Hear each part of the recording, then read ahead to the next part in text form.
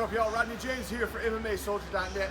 Ryan Couture, we're here at Xtreme Couture. He's going to show us some technique. Today we spent practice. We've been working takedowns up against the wall, using that barrier to our advantage. So I wanted to flip the switch and work some defense today and ways to get our back off of that cage if we get stuck there. So we've been working off of using a little footwork to cut off the cage and stick someone on the fence.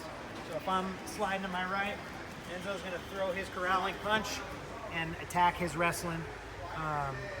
So first and foremost, I don't want to give him an easy finish. Let him get his hands locked around both my legs. So as he's changing levels and we're coming to this barrier, I'm starting to kind of get to my running man position. So my feet are pointed along the cage. I like to face his head. I have more defensive options from that. And then if I face the other way, he's got that path to my back.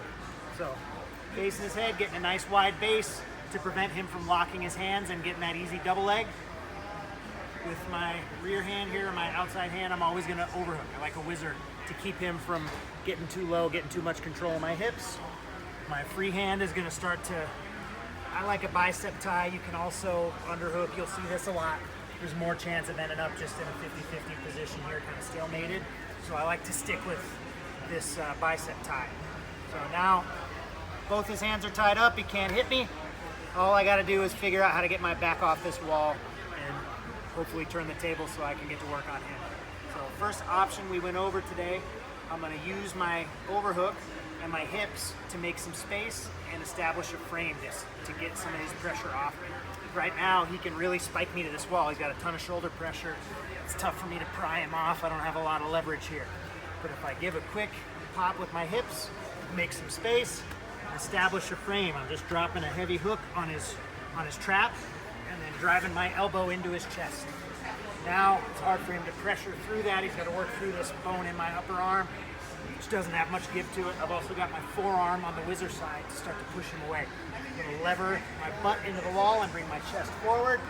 And now I'm in an athletic position.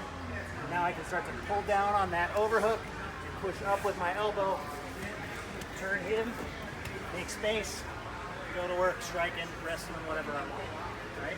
So that is such that I can't make enough space to put that frame in. I'm not gonna start trying to force it because it just pinning my own arm. Now I got nothing, he's gonna take me down. So if I can't make room to get my frame, another option, I'm gonna take that overhook arm, reach down and find his thigh or his hip, and just straighten that elbow and lever my shoulder into it. Starts to kind of crank on his shoulder, makes it hard for him to keep that pressure on me. Now I just start to move my feet that way.